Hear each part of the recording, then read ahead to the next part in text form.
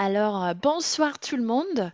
Je vais juste attendre que la dernière personne va connecter et on y va. Donc, ce soir, ça va être quelque chose qui est très spécial. On a demandé gentiment la directrice de Analyse financière internationale, évaluation et gestion d'actifs de nous aider à faire un masterclass qui est vraiment très intéressant avec tout ce qui se passe dans le monde actuellement.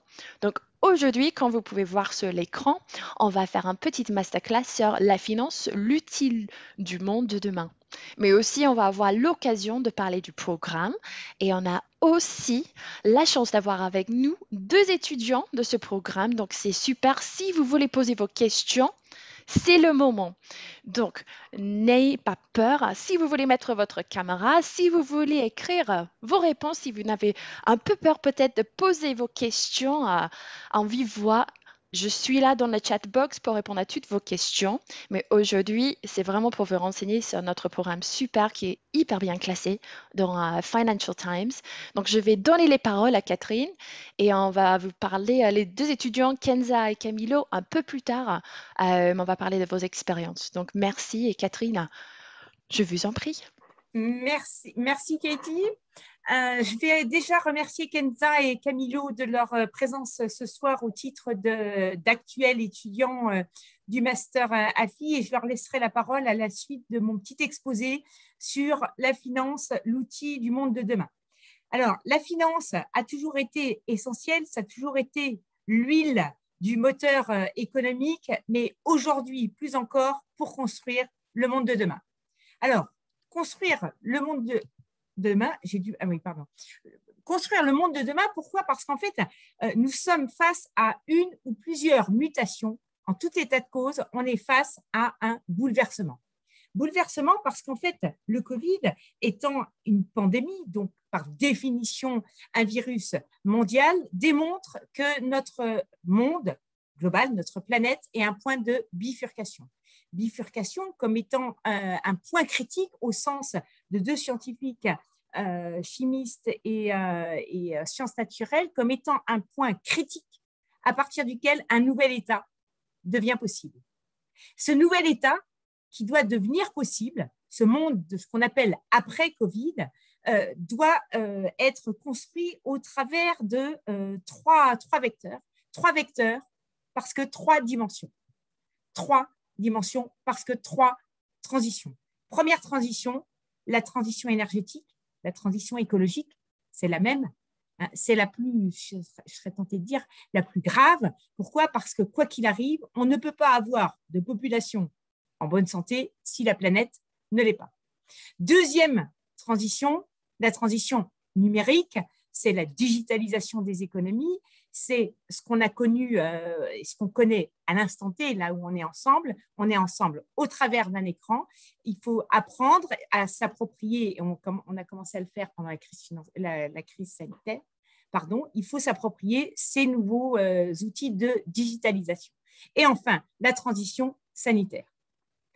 Par rapport à ces trois vecteurs, ces trois transitions, il y en a d'autres, il y a des transitions démographiques, etc. J'ai cité les trois essentiels, c'est quelle finance ou quel système financier doit-on mettre en place pour pouvoir construire le monde de demain?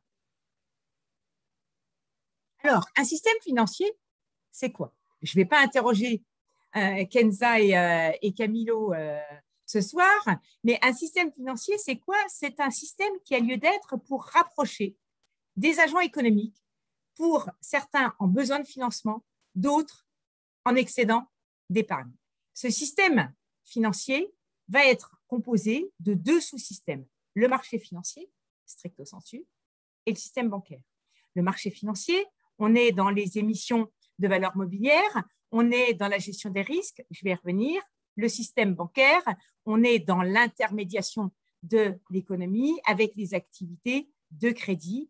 Tous les deux sous-systèmes ont lieu d'être pour financer l'économie. Financer l'économie, ça veut dire quoi? Ça veut dire qu'il existe des ressources financières dans une économie qu'il va falloir transférer et dans le temps et dans l'espace. C'est le premier rôle d'un marché financier, c'est le premier rôle d'un système financier en général. La deuxième fonction du marché financier ou du système financier, c'est de gérer et contrôler les risques. Mais gérer et contrôler les risques à condition de les avoir évalués au préalable et à condition de ne pas confondre le risque, qui est modélisable, de l'incertitude, qui ne l'est pas. Ensuite, il va falloir développer ce qu'on appelle un pooling, un mélange de ressources.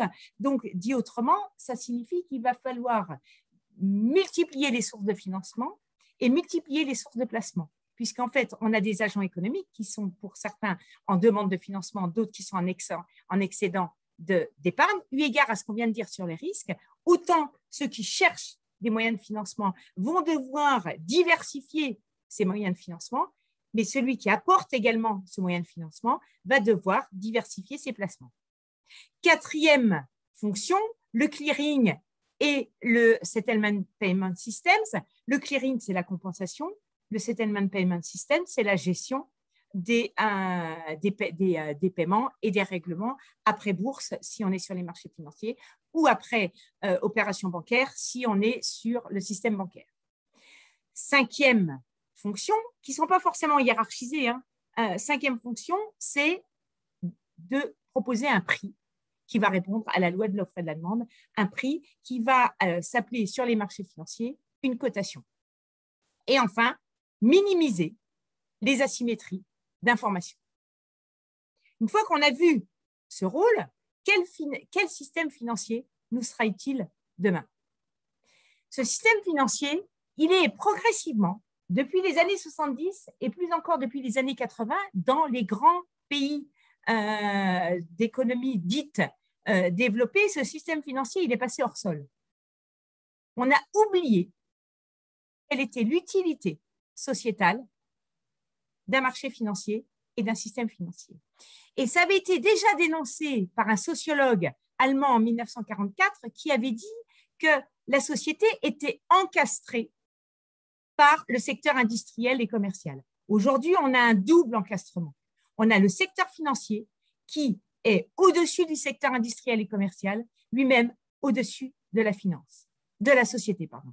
Donc, ça veut dire qu'il va falloir appeler à un désencastrement pour remettre la finance au service de l'économie réelle, les entreprises ou les organisations en général, et la société.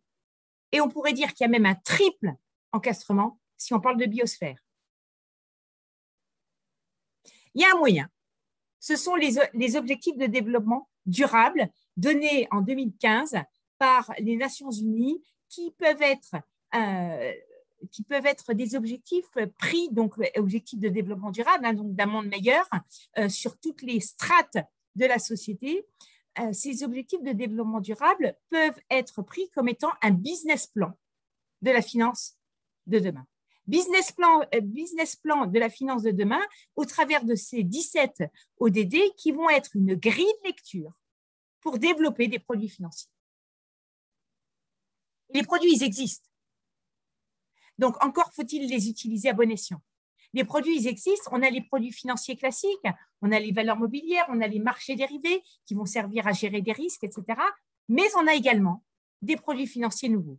Ces produits financiers nouveaux, je vais en citer quelques-uns, on a des green bonds, on a des sustainable bonds, on a des social bonds, on a un tas de produits financiers qui vont être assis sur le modèle des anciens, mais avec une intentionnalité précise, et c'est ce qu'on appelle également l'impact investing. Les process existent tout autant. Les process existent, pourquoi? Parce qu'en fait, on parle de notation financière, mais cette notation financière ne peut plus être vue toute seule. Il faut la traiter avec la notation extra-financière, avec les fameux critères ESG, écologie, sociale et gouvernance. Donc, quand on va évaluer le risque qu'on va prendre en tant qu'investisseur d'une entreprise, on va faire bien évidemment une analyse financière, mais on ne peut plus se contenter de faire qu'une analyse financière. On fait du financier avec de l'extra-financier. Deuxième process qu'on peut nommer, c'est la taxonomie européenne qui a lieu d'être pour flécher les investissements parce qu'on va flécher en amont des investissements les activités des entreprises et on va pouvoir financer en fonction de son intention, on va pouvoir financer telle ou telle activité de telle ou telle entreprise. Les acteurs existent. Je cite deux acteurs, deux acteurs, l'un dans le secteur des assurances, qui fait de la gestion d'actifs, bien évidemment, l'autre dans le secteur bancaire. J'ai cité AXA, le président d'AXA, lors de la COP, la COP 21 en 2015, a appelé à interpeller le monde en disant un monde à plus 4 degrés n'est pas assurable.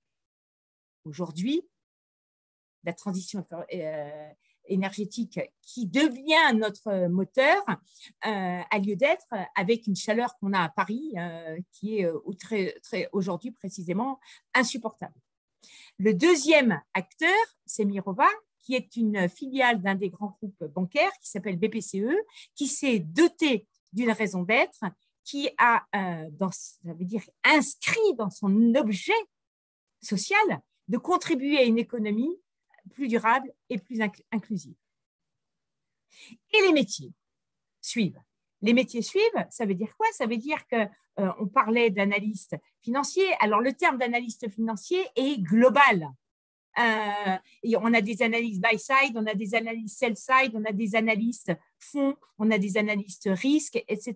Mais quoi qu'il arrive, le financier ne peut plus être vu tout seul, comme je le disais tout à l'heure, au sujet de la notation financière. De la même manière qu'on va noter une entreprise avec le fameux rating que vous avez tous en tête, Standard & Poor's ou Fitch ou Moody's, on va également donner une note extra-financière à l'entreprise et l'analyste devra faire établir ce rating ou se servir de ce rating en tant qu'analyste financier et ou extra-financier. Et après, on parle d'origination pour les produits comme les produits obligataires. Donc, on va avoir besoin d'originateurs, de traders sur ces social ou sustainable ou green bonds ou d'autres produits qu'on invente au fur et à mesure qu'on a besoin de financer l'économie réelle et la société. Voilà pour un débrief sur ce que devra être la finance de demain. Il y a un avant et un après Covid. Il y a eu un avant et un après 2008, en finance particulièrement, mais il y a un avant et un après Covid. Et pour les générations et votre génération, il faut que cette finance soit au service des populations. Alors, je présenterai le master analyse financière internationale, évaluation et gestion d'actifs, donc le master qu'on appelle le master full-time tout à l'heure, mais je vais laisser la parole à nos deux étudiants qui ont bien voulu partager ce moment avec nous, et je vais laisser la parole, honneur aux filles, je vais laisser la parole à Kenza. C'est parfait. Kenza, ne vous inquiétez pas aussi, je vais juste dire, les gens qui sont là, qui ont des questions pour nos étudiants, c'est maintenant le moment. Donc, n'hésitez pas à écrire vos questions pour nos étudiants. Donc, Kenza, est-ce que vous pouvez nous dire un peu de votre parcours, vos études précédentes et pourquoi vous avez choisi AFI? Alors, bonjour tout le monde, j'espère que vous allez bien. Je suis Benaïm Kenza, 23 ans, étudiante au sein du master spécialisé en analyse financière internationale et actuellement en stage de fin d'études en tant qu'analyste M&A à Paris. Je suis lauréate promotion 2021 de l'École nationale de commerce et de gestion de Casablanca au Maroc, option gestion financière et comptable, où durant tout mon cursus universitaire, j'ai eu l'opportunité de réaliser des stages en comptabilité, analyse financière et M&A.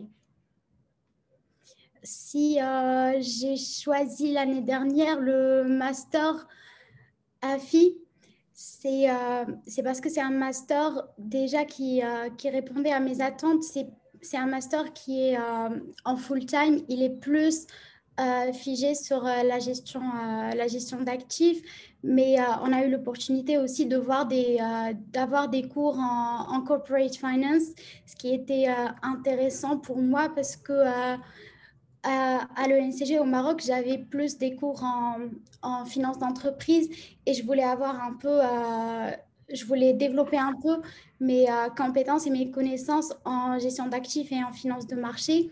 Du coup, le master, il répondait à mes attentes. Et si j'ai choisi Neoma, c'est déjà pour son classement. Et c'est une école qui gagne en classement chaque année et c'est dû aux efforts du corps enseignant, de l'administration, mais aussi des étudiants. Et durant les mois de cours où on était sur Reims et même jusqu'à aujourd'hui, l'école a toujours été là pour moi quand j'en avais besoin. L'administration est toujours à l'écoute. Madame Cariotis est toujours prête à nous donner des conseils, à être là pour nous, à nous écouter et à nous aider pour aller de l'avant dans notre cursus et dans nos carrières. C'est super, merci. Donc Camilo, à votre tour, est-ce que vous pouvez vous présenter un peu et aussi pourquoi vous avez choisi ce programme? Bien sûr. Bonjour à tout le monde. J'espère que vous allez bien de votre côté. Merci déjà de nous avoir invités. Ça fait vraiment plaisir de pouvoir vous présenter aujourd'hui un peu le master et vous parler un peu de notre expérience au cours de ces derniers mois en tant qu'étudiant AFI. Bon, moi, je viens de la Colombie. J'ai un diplôme d'ingénieur là-bas et après, j'ai passé 2 années à Lille pour faire un master en mathématiques et finances et après un master 2 en finance. Donc, j'ai un parcours un peu peut-être atypique, mais aussi orienté vers la finance des marchés à la base. Voilà, ça c'est un peu mon parcours. J'ai choisi Neoma pour plusieurs raisons. La première, c'était qu'il y a une diversité des cours qui sont complémentaires aussi entre eux. C'est aussi le fait d'avoir des professionnels qui sont vraiment des experts dans leur domaine, qui viennent partager aussi cette expérience qu'ils ont eue au cours de leur carrière. Et donc, tout ça pour dire que ce n'est pas un master théorique. Forcément, il y a des bases théoriques au début et bon, ça, peut-être certains d'entre vous l'auraient déjà vu dans des cours précédents, mais ce qui va être plus intéressant aussi, c'est de profiter de cette expérience de professionnel pour voir comment ces contenus théoriques s'appliquent dans la vie réelle. La partie donc finance durable, donc la partie ESG, c'était aussi un point très intéressant parce que, bon, comme Madame Cariotis l'a dit tout à l'heure, c'est quelque chose qui est c'est un composant une composante, pardon, de la finance de demain. J'ai aussi l'opportunité de participer du CFA Challenge. Donc, ça fait partie du CFA Institute et c'est pas l'examen, mais c'est une sorte de compétition où il y a des équipes qui se forment et qu'on doit rédiger une note d'investissement, un research note sur une entreprise. Donc, c'était une super belle expérience aussi qui m'a permis d'apprendre beaucoup de choses et en général, le master, il est super bien. Et puis, bon, l'année, elle était particulière et Madame Cariotis et l'administration en général, ils ont réussi à bien nous tenir accrochés, disons, au parcours et puis à aboutir à un stage et à pouvoir continuer à développer toutes nos compétences. Je pourrais parler encore plus, mais je pense que je m'arrête. Non, Voilà. c'est parfait, c'est super. Mais en fait, on a une question suivante. Je vois en tous les cas, il y a beaucoup de futurs étudiants qui sont avec nous ce soir, mais je vois aussi les noms des gens qui sont peut-être en train de réfléchir sur ce candidature. Est-ce que vous pouvez donner des conseils, parce que vous avez tous les deux passé l'entretien, vous avez tous les deux déposé des dossiers d'un très très bon niveau. Est-ce que vous avez des conseils, peut-être Kenza, comment vous avez préparé pour l'entretien et surtout le dossier? Alors, pour ce qui est de l'entretien, j'avais juste préparé mon projet professionnel et bien évidemment révisé les matières que j'allais avoir à étudier dans le master. Comme ça, si jamais il y a des questions techniques, j'aurai les connaissances adéquates pour y répondre. Mais pour être honnête, Madame Cariotis et Monsieur Fourneau, ils se focalisent plus sur le projet professionnel et pour la continuité du cursus, il faut que ça soit cohérent, que, que il faut que le master, il faut qu'on puisse montrer comment le master AFI il va pouvoir nous permettre de réaliser notre projet professionnel parce que c'est ce qu'il y a de plus important. Ça ne sert à rien de faire un master juste pour le faire. C'est une question de continuité et de réalisation du projet professionnel. Du coup, ce que je conseille, c'est d'avoir un projet assez tracé et de savoir ce que l'on veut. Et tout, une fois que vous êtes admis, ce que je conseille aux étudiants, c'est de profiter pleinement de l'aventure. Vous allez être plus chanceux que nous et je suppose que vous allez avoir des cours en présentiel. Profitez de l'expérience, profitez de la bibliothèque, profitez aussi des cours. On a eu l'opportunité d'avoir des cours avec des enseignants, mais aussi avec des professionnels qui nous mettent dans le bain et nous montrent l'aspect pratique des matières qu'on nous a enseignées. On a eu aussi on a l'opportunité au sein du master de faire la préparation des certifications qui vont pouvoir nous permettre de nous distinguer dans les années à venir sur le marché du travail. Et, vous allez aussi pouvoir faire le study tower parce que je suppose qu'il y a énormément de personnes qui sont motivées pour le faire. Et ça va être avec le Barrett College, qui est une université assez classée aux États-Unis. Et il faut aussi ne pas délaisser le parascolaire. C'est important ça permet de forger sa personnalité, de vivre des expériences inoubliables. Du coup, ça va être tout. C'est parfait, non, merci. Camilo, est-ce que vous avez d'autres conseils peut-être? Euh, bon, Kissa, elle a presque tout dit, mais je pense que mon conseil le plus important, ce serait de ne pas stresser avec les révisions avant l'entretien et se dire il faut que je connaisse tout avant d'aller au master parce que ça ne sert à rien donc de faire le master finalement. Euh, Ce que je vais dire, c'est que, comme Kessa l'a dit, il faut vraiment avoir un projet clair, mais il faut pas, il n'est pas forcément nécessaire d'avoir toutes les connaissances avant, a priori, parce que aussi c'est un master qui commence, qui prennent depuis les débuts, pour ceux qui, par exemple, qui viennent des certains domaines qui sont un peu éloignés peut-être de la finance en tant que finance des marchés ou finance, la partie analyse financière. Nous, on avait une diversité de parcours entre personnes qui viennent de la compta, personnes qui venaient des parcours d'ingénieurs, qui peut-être les produits financiers les disaient pas plus grand-chose que ce qu'on voit dans les plateformes sur Internet ou des choses comme ça, vous voyez.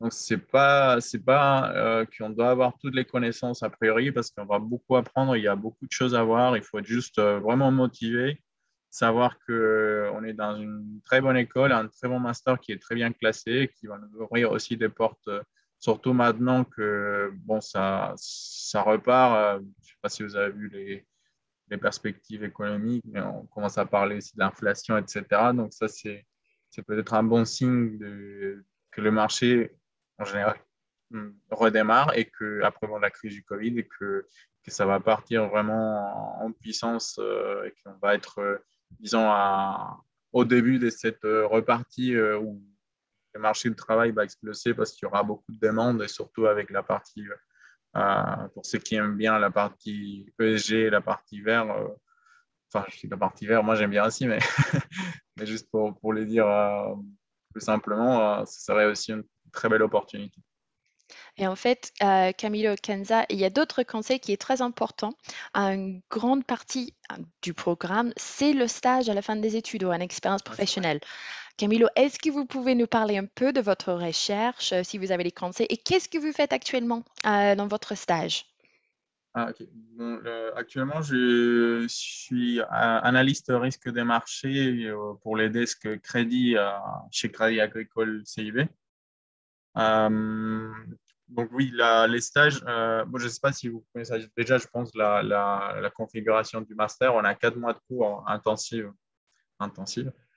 Et, et ensuite, on repart pour l'expérience professionnelle, ce qui permet de tout de suite donc, mettre en pratique ce qu'on a appris, c'est déjà très bien.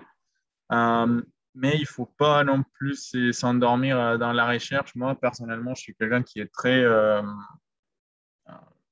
enfin, si je commence pas à chercher depuis le début, enfin, à la fin, je stresse et j'aime pas laisser les choses pour la dernière minute.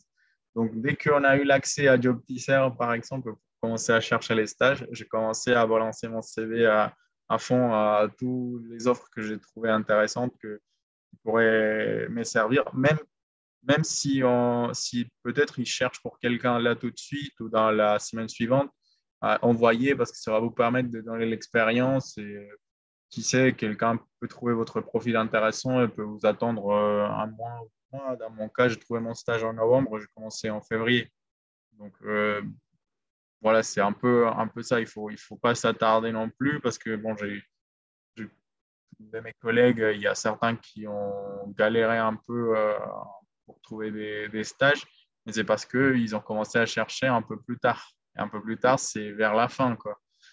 Donc, voilà, mon conseil, c'est commencer à chercher dès que vous avez l'accès à Job Teaser, créer les profils, mettez une belle photo, votre CV, une bonne lettre de motivation et aller de la page 1 à la page 20 et commencer à regarder les offres qui sont là. Il y a beaucoup d'offres qui sont super intéressantes et voilà, c'est un peu ça.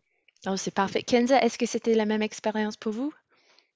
Alors, moi, pour ce qui est de mon cas, une fois qu'on avait l'accès à Job Teaser, j'ai commencé à voir un peu les offres qu'il y avait, mais je ne trouvais pas énormément ce que je voulais. Et pour moi, j'avais déjà parlé avec Madame Cariotis de ce sujet. Je trouvais quelques offres et j'avais quelques réponses, même pour des CDI. Mais j'hésitais à accepter les offres parce que c'était pas pour ça que j'avais fait Neoma, c'était pas pour ça que je suis venue en France. Et du coup, j'ai attendu un peu. Et j'ai eu énormément d'entretiens. Et en fin de compte, j'avais choisi un stage en M&A parce que c'est ce que je veux faire dans ma carrière. Et c'est la raison pour laquelle j'ai fait Neoma. Et je suis actuellement analyste M&A à la Défense sur Paris. Et ce que je conseille les futurs étudiants, c'est le même ce que je peux donner comme conseil, c'est le même conseil que Camilo. C'est une fois que vous avez l'accès à Job Teaser, mais surtout une fois que vous savez ce que vous voulez faire, parce que le stage, c'est très important pour ce qui va venir après, pour les autres stages ou pour les CDI, etc. C'est un peu déterminant. Il faut savoir ce qu'on veut faire pour pouvoir faire le bon choix. Et à ce moment-là, une fois que vous avez l'accès et que vous savez quel métier vous voulez faire et dans quelle carrière vous voulez vous entamer, il faut commencer à postuler. Mais il ne faut pas laisser à la dernière minute. Alors, pour finir, vous deux, pourriez-vous, en que 3 mots, décrire votre expérience AFI pour finir, analyse financière internationale? En 3 mots, je sais, très compliqué, mais comme ça, pour faire un petit sommaire de votre expérience. Ah, 3 mots, question littéralement piège. 3 mots. 3 mots, 4, je peux être un peu sympa. S'il y a 5 mots, et ça passe aussi. Oula, c'est Qu'un dur. seul mot. Quelque chose qui a Euh, vraiment vous marqué. Moi, je dirais que l'expérience, elle était enrichissante parce que elle m'a permis de m'enrichir sur tous les aspects, sur l'aspect éducation, etc. Parce qu'on a eu des cours assez intéressants et parce que moi, quand je veux m'auto-évaluer, je me dis, Kenza, ce mois, qu'est-ce que tu as appris? Et durant le master, des fois, c'est sûr qu'avec le confinement, etc., on n'avait pas tout le temps le moral d'être à jour ou quoi que ce soit. Mais à la fin de chaque mois, je me dis, Kenza, qu'est-ce que tu as pu apprendre durant ce mois? Ou par exemple, à la fin de l'année, je me dis, Kenza, qu'est-ce que tu as pu apprendre toute cette année pour savoir s'il y a un certain, si je fais des pas en avant, s'il y a un certain développement, etc. Et je dirais que l'expérience, elle était intéressante sur tous les côtés. C'était intéressant déjà pour les cours, c'est intéressant parce que au niveau du stage, même s'il y a des hauts et des bas, à la fin de chaque journée, tu es sûr qu'il y a une certaine valeur ajoutée. C'était enrichissant aussi parce qu'on a pu faire la connaissance de collègues un peu de partout du monde. Et j'espère qu'on va garder cette relation pendant plusieurs années ou pourquoi pas pour toute la vie. Et c'était aussi enrichissant parce que une expérience comme ça, surtout quand tu as déjà quand tu as déjà fait des études supérieures, etc., et que tu viens dans un pays étranger, que tu commences le tout à zéro, etc., ça te forge ta personnalité. Du coup, pour moi, ça va être enrichissante. C'est parfait. Camilo, un seul mot. Un seulement. Moi, j'ai fait les quatre. Oh, parfait. Bon, l'expérience internationale, c'est clair. Enfin, on va rencontrer des gens un peu partout, les Français aussi, mais un peu partout du monde. Surtout là, maintenant qu'on pourra aller sur place, donc on va rencontrer tous les internationaux parce que bon, Neoma est là. Je pense, si je ne me trompe pas, 70% des étudiants internationaux, je crois. Je ne sais pas les chiffres exacts, mais il y en a beaucoup d'internationaux. Donc c'est super. La deuxième, c'est équilibré entre comme je vous avais dit, entre la pratique et l'application pardon, les connaissances théoriques et l'application pratique de ces connaissances. Enrichissante aussi parce qu'on apprend beaucoup de choses et sur les 4 mois d'études, on les applique très bien dans les stages. Et la quatrième, comme tu as dit, tu es flexible, je dirais les champagnes. Parfait, oui, on est dans un belle région, effectivement. Franchement, c'est pas mal. Comme un Britannique ici en France, oui, on apprécie ça aussi. Donc, je veux remercier énormément Kenza et Camilo. Je vais donner la parole encore à Catherine, mais si vous avez d'autres questions, n'hésitez pas à les écrire. Mais merci, c'était vraiment super d'avoir vos expériences. Merci beaucoup. Catherine. Alors, c'est tellement super que je n'ai plus rien à dire. Ils ont fait un descriptif tous les deux, chacun dans leur style et chacun par rapport à leur ressenti et leur expérience, chacun par rapport à leur passé aussi universitaire, que j'ai quasiment rien à dire. Alors, en fait, ça va être un peu de la répétition, mais ça veut dire aussi que on s'est pas mis d'accord et je pense que ce que je vais présenter, c'est vraiment leur ressenti. Donc, la première chose, c'est la création de valeur. Donc, la création de valeur avec un S, parce qu'il n'y a pas que de la valeur financière, hein, il y a de la valeur de connaissance et toutes ces valeurs qui ont été créées dans cette expérience et qui, malgré le confinement, et Dieu sait que ça a été une période très, très difficile, et tout particulièrement pour les étrangers, ça j'en ai complètement conscience, il y a eu des liens très forts qui se sont noués entre étudiants d'une part et entre étudiants enseignants. Et parmi les enseignants, c'est le point que je défends essentiellement et que Camilo et Kenza ont répété X fois, c'est cet équilibre entre profs et professionnels. Donc, notre objectif, c'est vraiment l'acquisition des fondamentaux en finance, tout particulièrement en analyse financière, parce qu'en fait, ça fait partie de l'ADN de Neoma. C'est que historiquement, Camillo a parlé du CFA Challenge. Historiquement, le CFA est partenaire, le CFA Institute est partenaire de Neoma. Donc, ça veut bien dire que nous sommes reconnus sur la place internationale en termes d'analyse financière. Donc, pour évoluer vers les plus hautes fonctions de l'analyse financière au service de toutes les parties prenantes. Donc, notre objectif, c'est donc de former des analystes financiers au sens large du terme, hein, parce que, comme on l'a dit, il y a différents types d'analystes financiers, certifiés au sens des certifications comme le CFA ou le C2IA ou l'AMF. Donc, on vous accompagne au-delà des compétences et connaissances qu'on vous transfère, on vous accompagne pour travailler et acquérir ces certifications. Donc, des analystes financiers certifiés, responsables et éthiques, et ça, j'y tiens. J'y tiens parce que tout à l'heure, je disais qu'il y a un avant et un après Covid, mais j'ai dit aussi qu'il y avait un avant et un après crise financière. Donc, pour moi, c'est important qu'il y ait cette dimension éthique en finance. Donc, capable de manager dans un environnement devenu instable, incertain et complexe. Hein. Ça, c'est notre mission, c'est notre raison d'être. Mais ce qui vaut depuis quelques années vaut encore plus en 2021. Avec, et Camilo et Kenza l'ont bien mentionné, avec cette osmose totale entre enseignants, chercheurs et professionnels et des cours en salle de marché.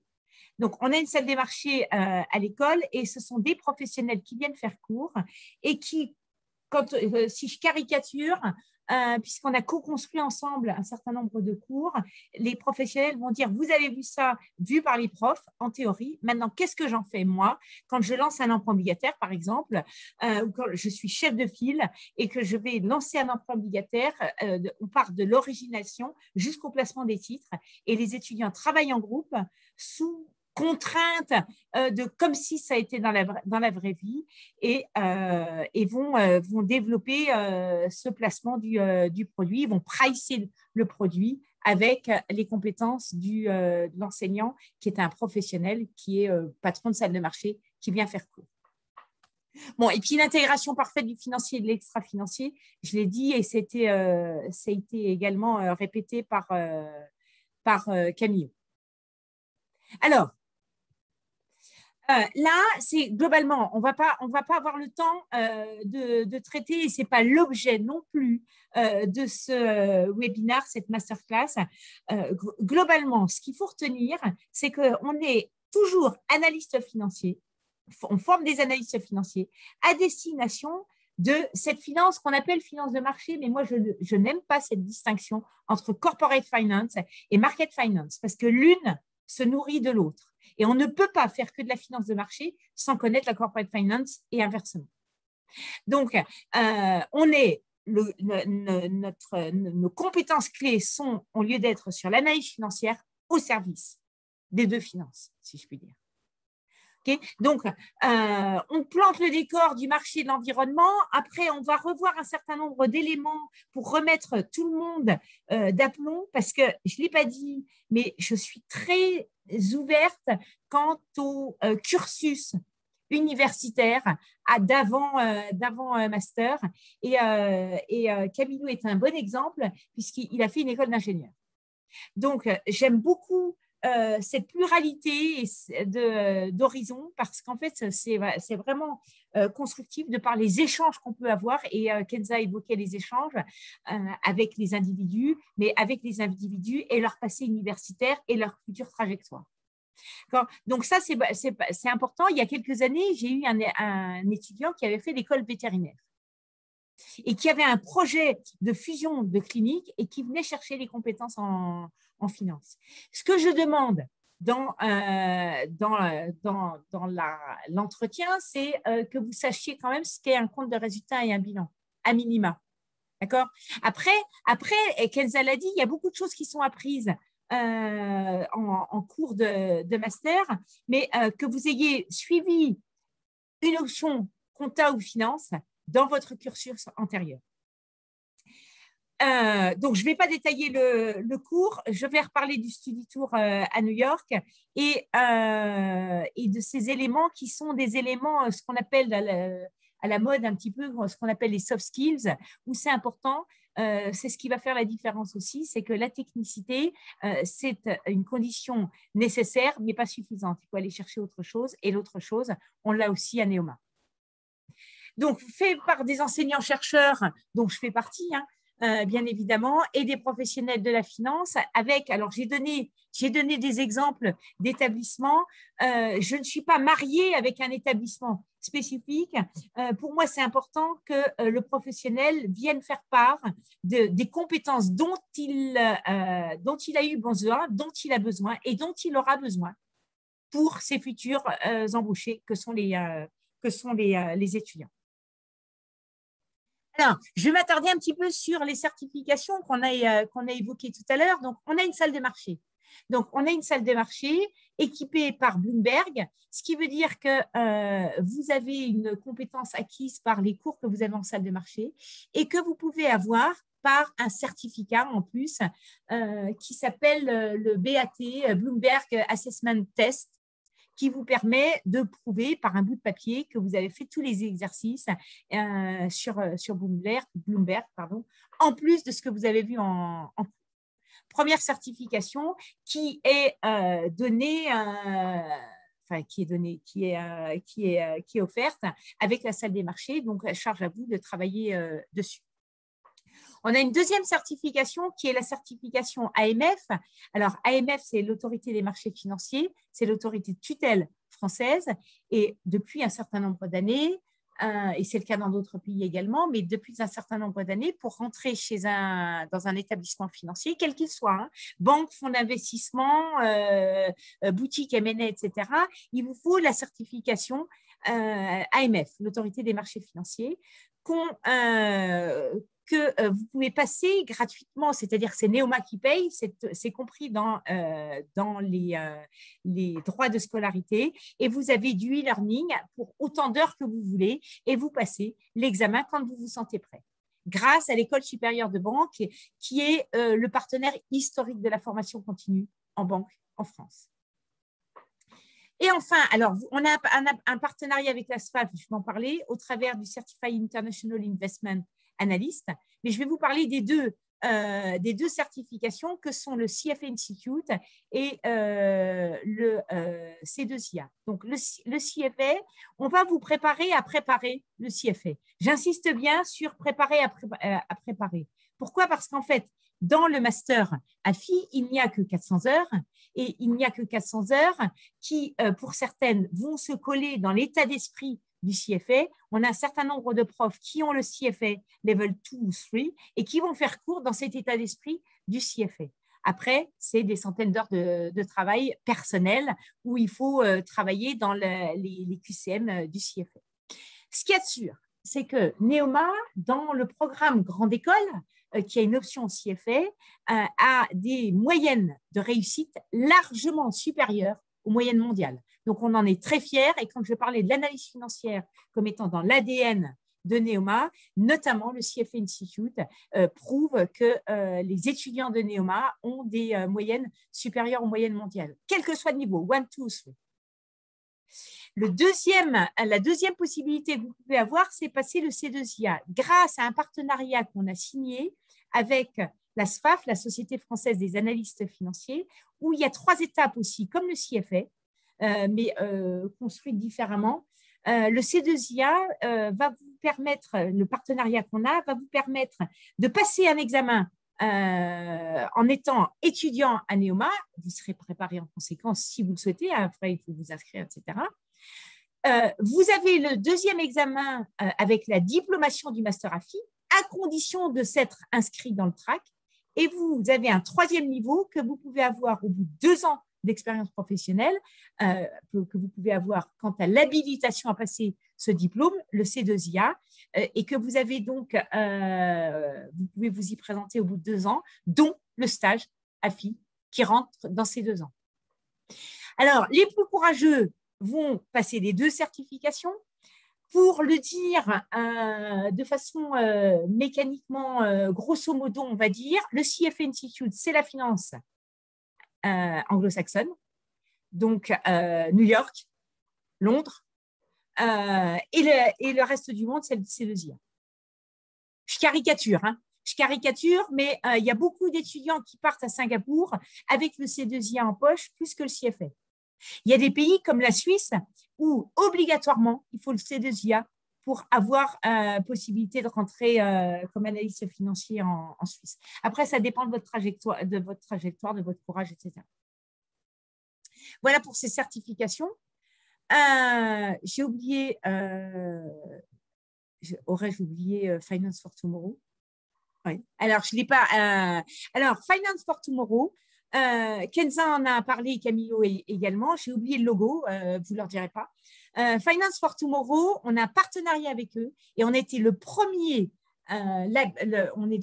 master labellisé par Finance for Tomorrow. Finance for Tomorrow, c'est une émanation de la Bourse de Paris, de la place financière de Paris, qui s'appelle Paris Europlace et qui va regrouper un certain nombre d'asset managers, de banques ou assurances ou fonds d'investissement, y compris les boutiques que j'évoquais tout à l'heure, et qui vont, comme le nom l'indique, qui vont travailler à financer ce dont on parlait tout à l'heure des transitions qu'on évoquait. D'accord? Et on a des cours qui sont faits. Par exemple, on a des asset managers qui viennent au nom de Finance for Tomorrow et qui vont, si vous le souhaitez, vous aider à travailler votre thèse professionnelle si vous avez une thématique qui les intéresse. Parce que, je ne l'ai pas dit, mais l'organisation du master, elle a lieu d'être, on commence le 1er septembre et on termine les cours le 20 décembre. Dit autrement, c'est de l'intensif. Cette année, exceptionnellement, on avait commencé le 1er octobre et on a fini fin janvier pour pouvoir laisser de la flexibilité et de la souplesse par rapport, notamment pour les étrangers, par rapport aux conditions sanitaires. Bon, ça a été raté, hein, puisqu'en fait, on a eu d'autres confinements, malheureusement. Mais quand on a prévu de n'ouvrir, de faire la rentrée que début octobre plutôt que début septembre, on ne pensait pas qu'on parlerait encore de Covid. Donc, j'espère ne pas me tromper. En vous disant que la rentrée se fait le 1er septembre, sauf pépin sanitaire mondial, ce que je ne souhaite en aucun cas. Mais on rentre le 1er septembre, vous finissez le 18 décembre. Pour pouvoir gérer votre temps à partir de janvier comme vous le souhaitez, c'est-à-dire faire votre stage entre 4 et 12 mois, obligatoire, hein, pour avoir ce diplôme. Donc, un stage, les préparations certification, et la thèse professionnelle. Et entre-temps, on se revoit 8 jours. J'en ai pas parlé tout à l'heure, je l'ai évoqué en un seul mot. On se revoit 8 jours à New York. Alors, je suis désolée de dire ça devant Kenza. Camillo a dû partir, c'était prévu. Ça fait 2 ans qu'on n'a pas fait de tour à New York. Pourquoi? Parce que Covid étant. Et donc, il y a 2 promos qui, malheureusement, n'auront pas eu le study tour, mais pour des raisons exogènes à Neoma, exogène à la France pour des raisons de pandémie. D'accord? Donc, les 8 jours, ça a lieu d'être deuxième semaine de mai pour pouvoir avoir des cours avec des enseignants du Baruch College, comme le disait Kenza, et rencontrer des CEO pour avoir un point de vue différent du point de vue européen. Et ça rentre en ligne de compte dans le diplôme. On a fait une parenthèse ces 2 années, mais l'année prochaine, j'espère qu'on va pouvoir reprendre. Voilà, et j'ai mis en fin de PowerPoint la salle des marchés, hein, qui est donc la salle des marchés dans lesquelles les AFI ont cours avec des patrons de salle des marchés. J'ai mis un livre qui s'appelle Analyse financière et internationale, stratégie, évaluation financière et gestion d'actifs. Donc, ce n'est ni plus ni moins que le programme du master. C'est-à-dire qu'en fait, j'ai fait, il y a 31, je crois, contributeurs, où tous les profs d'AFI ont écrit et les professionnels ont mis quelques témoignages de 1, 2 ou 3 pages. Et voilà, et je conclue par l'ancien patron de la Banque mondiale, mais qui a été également trader, pour vous dire que maintenant, il faut penser global, et la pandémie nous l'a montré, il faut penser global, il faut penser international, il faut penser finance internationale au service de la planète et au service de la société. Merci Catherine, c'est super. Et je vais vous dire que ce n'est pas trop tard aussi pour candidater pour la rentrée qui va commencer 1er septembre. Moi, je suis à votre disposition si vous habitez en France, en Europe, mais si vous habitez un peu plus loin, notamment en Afrique du Nord, par exemple, ma collègue Marie-Célie, vous pouvez voir ses coordonnées là, mais je viens de remettre Ton micro. Pardon, j'avais essayé d'envoyer le lien, pardon, je suis là. Si vous voulez prendre un rendez-vous avec nous pour parler de votre projet professionnel, si vous avez des questions sur le programme, le processus de recrutement, on est vraiment là, on est à l'écoute et on est là pour vous conseiller sur le programme, même pour vous aider à préparer l'entretien. Catherine, en fait, j'ai une question qui est très importante. Pour vous, comment être le candidat idéal? C'est une question qu'on a souvent. Donc, pour vous, c'est qui le candidat idéal? Alors, le candidat idéal, il peut avoir plusieurs dimensions. Alors, déjà, ce que je vais dire, c'est que par rapport à ce que tu viens de dire là en termes de process d'admission, moi, je ne pars pas en vacances tout de suite. Hein, donc, mais en revanche, En revanche, je vous invite à candidater très vite si vous le souhaitez. Pourquoi? Parce qu'en fait, il y a des process qu'on ne maîtrise pas en termes de visa pour un certain nombre d'étudiants dont vous faites peut-être partie, si vous êtes étudiant étranger. Ça, c'est la première chose. La deuxième chose, c'est qu'il faut laisser le temps au temps. On rentre le 1er septembre à 9 h, c'est la rentrée. En plus, le 1er septembre, ça tombe un mercredi. Donc, c'est sûr que la rentrée, c'est le 1er septembre. D'accord? Donc, ça, c'est la première chose. La deuxième chose, c'est que Cathy et Marie-Célie font une présélection. Voient si le profil du candidat correspond à ce que j'attends. Donc, il peut y avoir une éjection du dossier c'est comme une forme d'admissibilité. Et ensuite de quoi, moi, je reçois les candidats en sélection. Alors, je reçois au sens digital de la chose. C'est au moins l'avantage. L'avantage de la crise sanitaire, c'est qu'on a développé quand même un certain nombre d'outils et ce soir, ça en fait partie. Donc, je reçois le candidat où, comme l'a dit Kenza, je vais mesurer votre appétence pour la finance inscrite dans une trajectoire. C'est-à-dire que j'aime beaucoup la diversité. Pour moi, c'est essentiel parce qu'on se construit l'un de l'autre. Je veux pas forcément que des personnes clonées. En revanche, quelqu'un qui a une sensibilité particulière parce que la finance, ça a été révélé en 2e ou 3e ou 4e année et qu'il a construit sa trajectoire et qu'il a besoin dans la construction de sa trajectoire de ce master, c'est une forme de candidat idéal. Tout à l'heure, on parlait, quand Camilo s'est présenté, il a dit qu'il avait fait une école d'ingénieur. Les ingénieurs, je les aime tout autant que les profils d'école de commerce classique, parce qu'en fait, s'ils ont vu un jour un bilan et un compte de résultat, sinon il faut qu'ils bossent pendant tout l'été. Rien n'est impossible, n'est pas français, certes, mais par contre, si vous savez pas ce que c'est qu'un bilan, un compte de résultat, je n'ai pas demandé de le construire. Je demande la culture financière à quoi ça sert. Si vous ne savez pas quelle est la première place financière mondiale, que vous me sortez, c'est la bourse je sais pas moi, de Slovénie, Bratislava ou autre, il y a de fortes chances que ça ne matche pas. En revanche, c'est vraiment vos motivations dans le cadre de votre trajectoire professionnelle, parce que c'est votre dernier diplôme.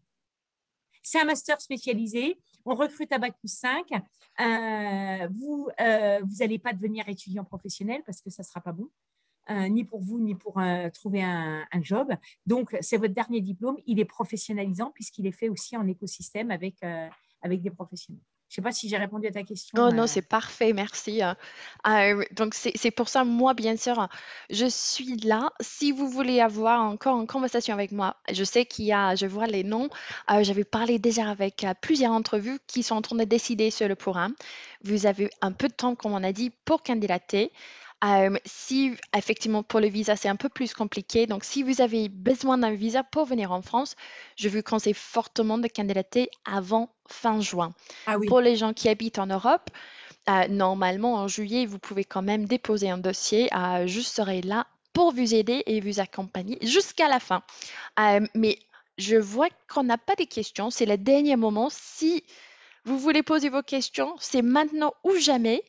Mais je vais vous inviter en tous les cas de prendre un rendez-vous. N'hésitez pas à nous contacter par email. Vous pouvez voir nos téléphones, nos emails. On est vraiment là à l'écoute. Et oh, pardon, en fait, on a une question. Merci. PC, bonsoir. J'aimerais savoir si les étudiants à la fin du master partent plus en market ou en corporate. Dans le FI full-time, donc celui dont on parle, on est plus en finance de marché. Alors, on n'est pas sur les desks des salles de trading, mais on peut être dans les middle aussi, dans la gestion des risques. On est en M&A, on est en transaction services, on est en private equity. C'est très, très diversifié. Mais globalement, on n'est pas…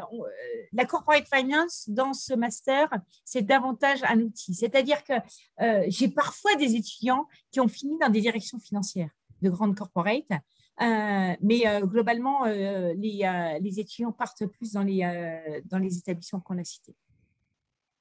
Parfait, merci. J'espère que ça a répondu à votre question.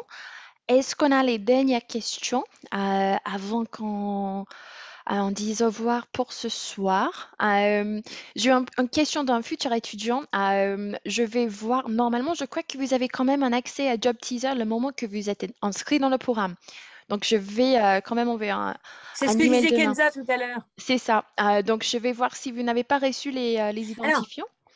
ce que je peux dire, par contre, Ah oui, par rapport à Job Teaser, je voudrais rajouter, si tu m'accordes encore une minute, bien sûr. c'est que c'est un écosystème, ce master.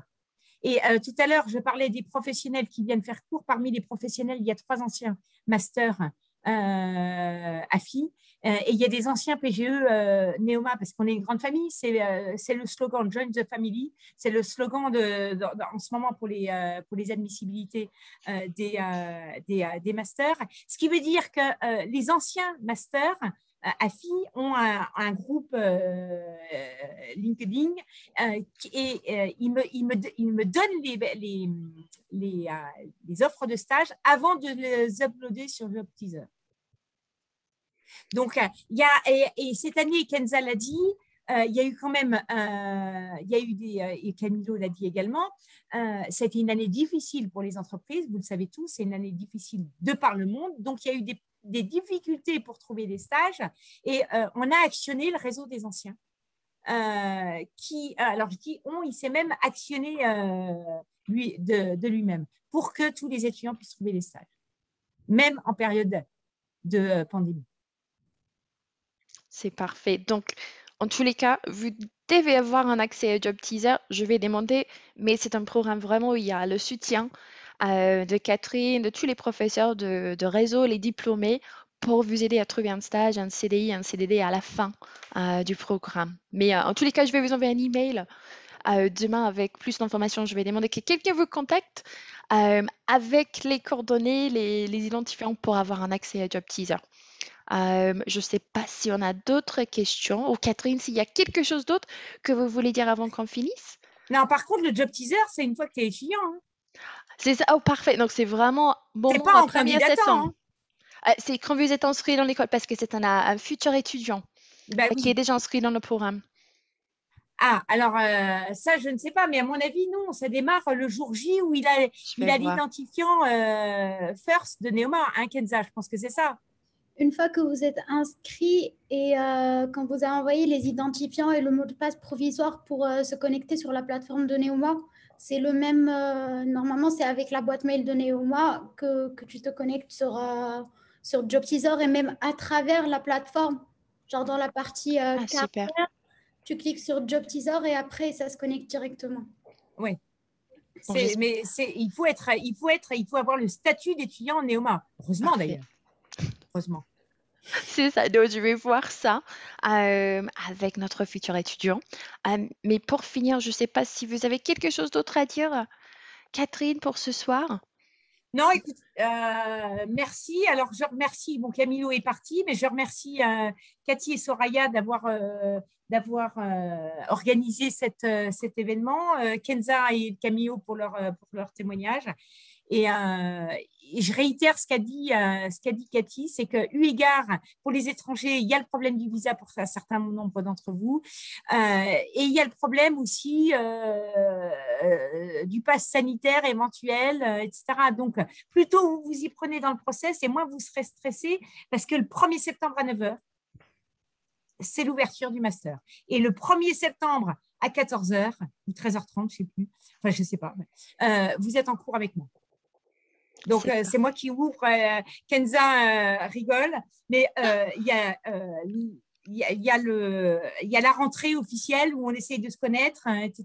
Et à 13h30, 13h45, premier cours, microstructure des marchés financiers. C'est parfait, c'est parfait. Donc, je veux remercier tous pour nous rejoindre ce soir.